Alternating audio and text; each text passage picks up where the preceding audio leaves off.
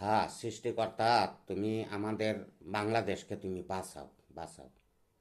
এই আমাদের এই যে বাংলাদেশের যারা মেধাবী তরুণ তরুণী ছিল তাদেরকে বাঁচাও। তোমার কাছে অনুরোধ সৃষ্টিকর্তা, তারা ভুল পথে চলে গেছে। তারা ভুল পথে চলে গেছে কার স্বার্থে তাদের মাথায় ফুক ঢুকাই দিছে জানি না। তুমি আমাদের বাংলার ছেলে মেয়েদেরকে তুমি রক্ষা করো। তুমি ছাড়া এই পৃথিবীতে কেউই রক্ষা করতে পারবে না। আর যাদের ছেলে মেয়েদের গার্জিয়ানদের কাছে আমার অনুরোধ থাকবো, সে কোথায় যাচ্ছে, সে কি করতেছে, আপনারা তো সবাই দেখতেছেন, তারে বুঝান। কেরে আমি জানি তাদের মাথায় অনেক মেধা আছে, তাদের এই মেধাগুলো ধ্বংস হয়ে যাইতেছে। গার্জিয়ানদের কাছে আমার অনুরোধ, তারা যদি ধ্বংস হয়ে যায়, এই বাংলাদেশ 100 বৎসরও 100 বৎসরও কোনো কিছু করতে পারবে না। একদম একদম মাটির তলে যাইব গা। তাদেরকে বুঝান। আপনারা দেখতেছেন না, তাদের ছবি দেখেন, সব কিছু করেন। আপনাদের ছেলে মেয়েদের মেধা আছে, বাংলাদেশের ছেলে মেয়েদের মেধা আসে, তারা একদম ধ্বংসের দিকে যাইতেছে গা। তাদেরকে আপনারা বুঝান, গার্জেনদের প্রতি আমার অনুরোধ। কেরা তারা সামনে ইঞ্জিনিয়ার হবে, ডাক্তার হবে, বিজ্ঞানী হবে। এ ফল শুধু আপনার ছেলে যদি ডাক্তার হয়, ইঞ্জিনিয়ার হয়, এ ফল কিন্তু আপনি একা ভোগ করবেন না, প্রতিটি বাংলার মানুষে উপভোগ করব, আমিও করুম। কেরে আপনার ছেলে যদি একটা ডাক্তার হয়, এ ফল কিন্তু আমি পাম। আমাদেরকে বঞ্চিত করেন না আপনারা। গার্জেনদের প্রতি আমার অনুরোধ। কেরে আপনার ছেলে বঞ্চিত হওয়া মানে আমি বঞ্চিত হওয়া। আপনার ছেলে যদি ডাক্তার না হয়, আমি কোথায় যাবো কোন? বলেন, আমি কার কাছে চিকিৎসা করাবো? একটা ইঞ্জিনিয়ার হবে, সে একটা জিনিস তৈরি করবে, এটার ফল তো আমি ভোগ করুম। আমাদেরকে আপনারা বঞ্চিত করেন না। আপনাদের ছেলে মেয়েদেরকে বুঝান যে সে কোথায় যা কি করে, সামনের দিকে যাতে এগিয়ে যেতে পারে। আপনারা দেখতেছেন না বিশ্ব কোথায় চলে যাইতেছে? আয় হায় রে। আমি 5 পাস করছি, টাকার জন্য আমরা পড়তে পারিনি। আমি যদি এগুলা বুঝি, আপনারা বুঝেন না। আপনাদের মাথায় তো ছাত্রছাত্রীদের প্রতি আমি বলতেছি, আপনাদের মাথায় তো জ্ঞান আছে, সব কিছু আছে, আপনারা বুঝেন না কেন?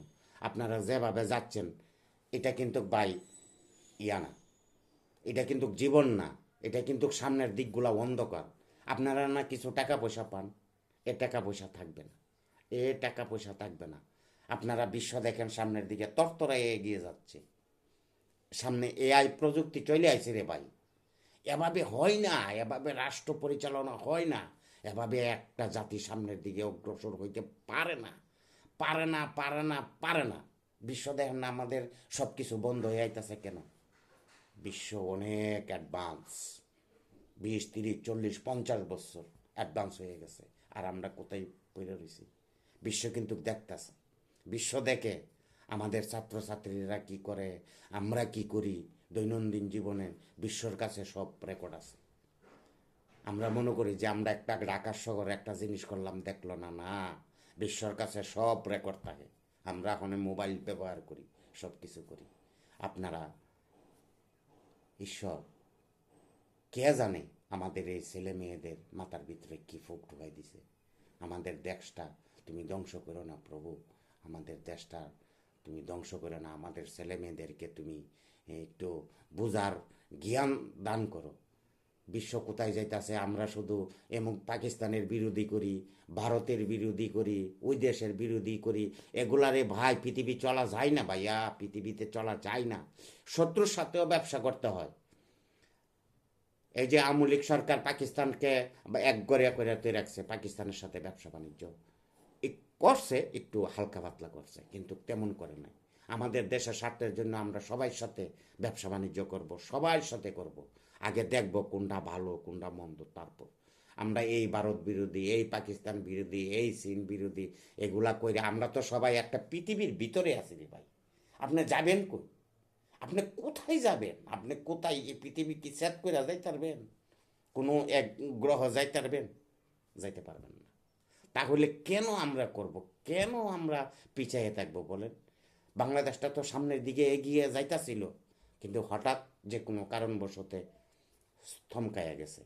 এখনও সময় আছে, জানি না আমাদেরকে বাসিওয়ালা, ওই যে হেমিলিয়নের বাসিওয়ালার মতন আমাদের জ্ঞান শক্তিটারে, আমাদের যে মেধা শক্তি ছিল, এই মেধা শক্তিটারে বাসিওয়ালার মতন বাঁশি বাজাইতে বাজাইতে পিছনের দিকে নিয়ে সাগরে ফেলাই দিবে ভাইয়া। এগুলো আপনারা বুঝেন, বুঝেন?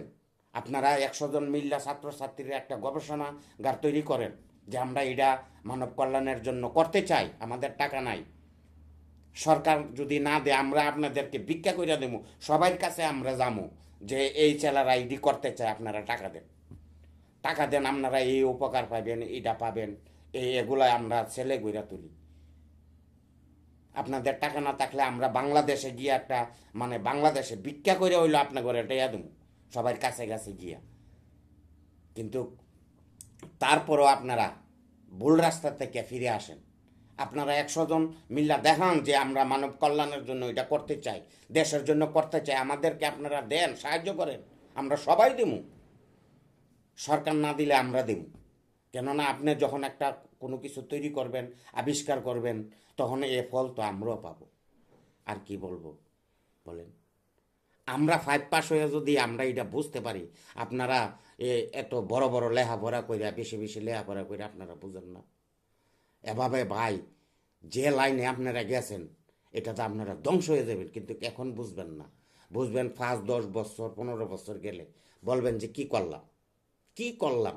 আপনার জীবনটা নষ্ট, দেশের জীবনও নষ্ট, আপনার মা বাবার জীবনও নষ্ট, সব সব জীবন আপনি নষ্ট করে দিলেন। এটার জন্য আপনি দায়ী। আপনার মেধা কাজে লাগাইতে না পারার জন্য আপনি দায়ী। আপনি দায়ী থাকবেন 100%।